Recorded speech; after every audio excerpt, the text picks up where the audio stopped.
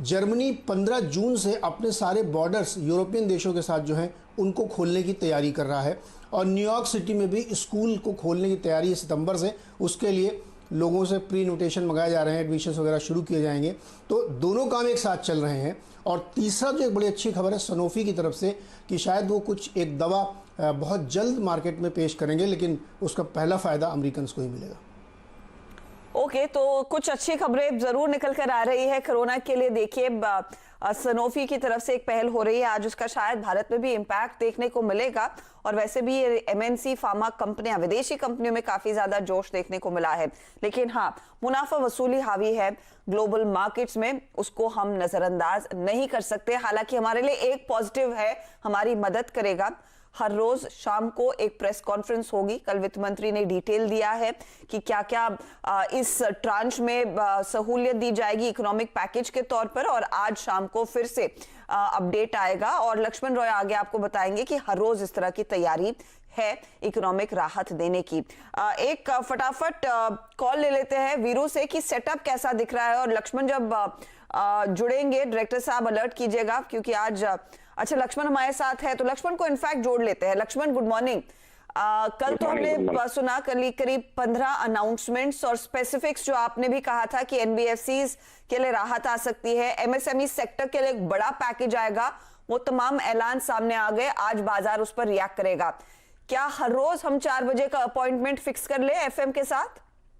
बिल्कुल, मुझे लगता है कि अगले रविवार तक, जी हाँ, वीकेंड जो शनिवार रविवार है उस तक भी आप रोजाना 4 बजे वित्त मंत्री की प्रेस कॉन्फ्रेंस सुनेंगे। दरअसल मैंने जैसा आपको बताया था कि अलग अलग 5 किस्तों में सरकार राहत पैकेज की घोषणा करना चाहती है।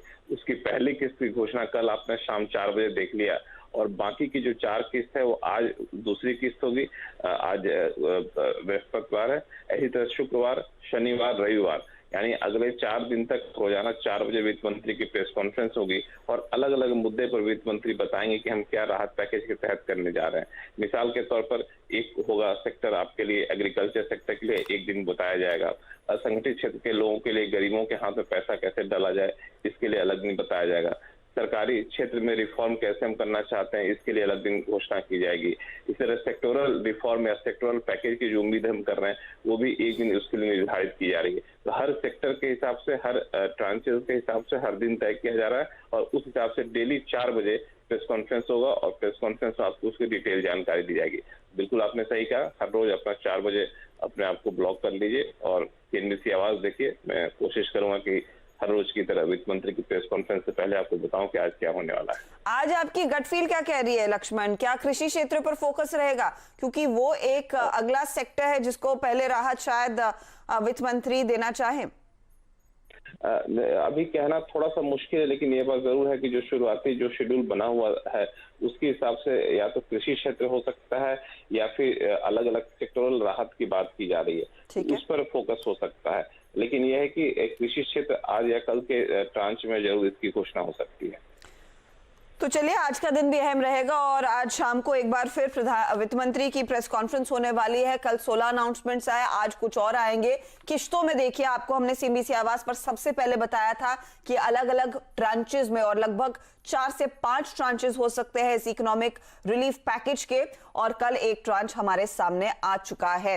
तो आज भी नजरें रहेंगी कि वित्त मंत्री किस सेक्टर पर ज्यादा जोर देती है, कहां पर बड़ी राहत आएगी। चलिए वीरू को जोड़ लेते हैं। वीरू, देखिए, हमारे लिए काफी इंपॉर्टेंट अनाउंसमेंट्स आ रही हैं, लेकिन इन तमाम अनाउंसमेंट्स के बीच एसजीएक्स निफ्टी इशारा कर रहा है कि आज थोड़ी सी नरम शुरुआत होती दिखाई दे सकती है। दूसरी तरफ आज तो गुरुवार है, यानी कि वीकली एक्सपायरी का दिन, तो क्या सेटअप है, क्या ट्रेड लेकर चले? देखिए हर्षता, कल इतने स्ट्रांग, अगर आप देखें मैक्रो इकोनॉमिक डेवलपमेंट के बाद हमने 9550 को, वो 100 पॉइंट का जो 50 डेमा का जोन था उसको हमने छुआ भी नहीं, और वहां से हम सिंक कर गए। हर्षता, अगर आप स्टैट्स को देखें ना, 283 करोड़ रुपए की एफआईज की सेलिंग, आप कहेंगे सेलिंग कम है। डीआईज की 232 करोड़ रुपए की बाइंग, आप कहेंगे बाइंग है।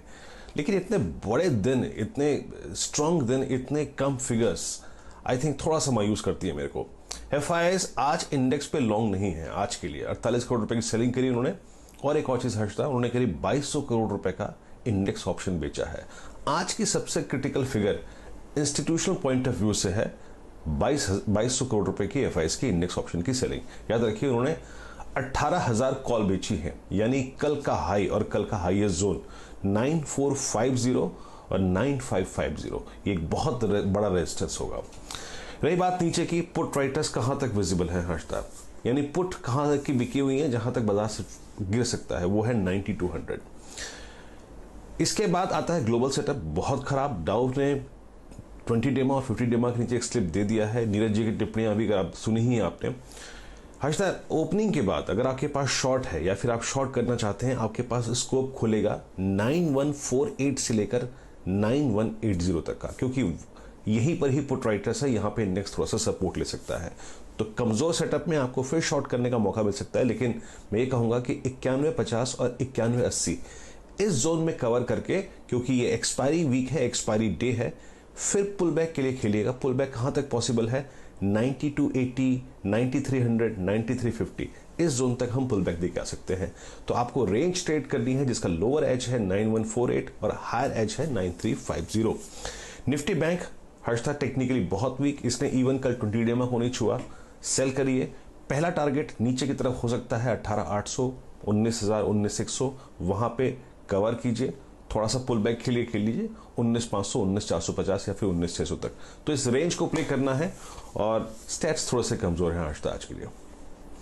ओके, तो स्टैटिस्टिक्स थोड़े से कमजोर है, लेकिन रेंज देखने को मिलेगी आपको, और रेंज के बाहर ऊपर की तरफ कल भी इंतजार था कि बाजार टिकेगा, वो हुआ नहीं। तो आज कल दिन और भी क्रूशियल हो जाता है वीकली एक्सपायरी के चलते। चलिए, ऐसे में आपने क्या ट्रेड लेना है उस पर भी फटाफट आपको व्यू में बता दूं। एक्सिस सिक्योरिटीज ने कहा है कि टेक्नोलॉजी पर भरोसा है, टेक महिंद्रा में ट्रेड लेंगे वो तेजी की तरफ। 565, 570 के टारगेट के लिए खरीदारी की सलाह, 525 स्टॉप लॉस। प्रभुदास लीलाधर ने सीमेंट स्पेस की कंपनी अल्ट्राटेक सीमेंट को चुना है, तेजी का ट्रेड है। 3700 के टारगेट के लिए 3480 का स्टॉप लॉस लगाइएगा।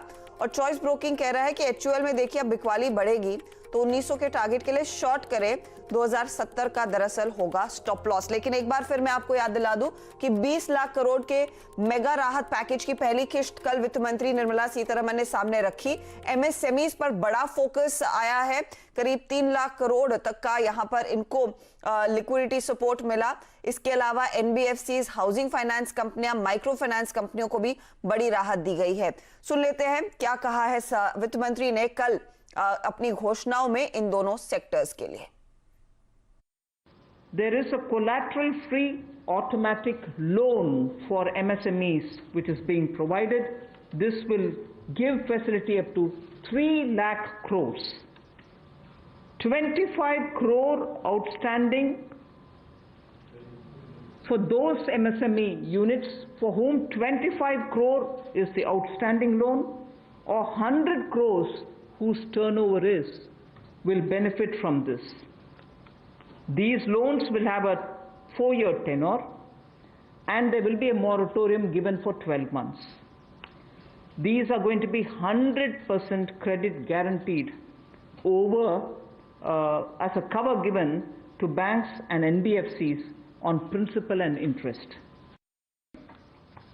45,000 crore liquidity infusion through a partial credit guarantee scheme for the NBFCs in particular. This is an existing scheme, but we are expanding its scope.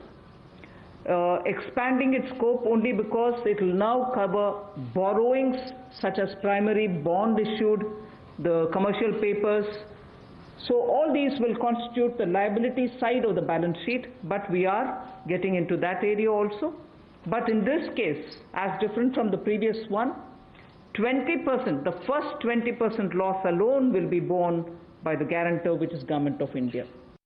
यही नहीं, आज बिजली सेक्टर पर भी फोकस रहेगा, क्योंकि भारे घाटे में जो बिजली वितरण कंपनियां चल रही हैं उनका भी ख्याल रखा गया है। इस राहत पैकेज में करीब 90,000 करोड़ रुपए इनको रिलीफ के तौर पर दिए जाएंगे और ये इस पैसे का आवंटन आरईसी पीएफसी करेंगे।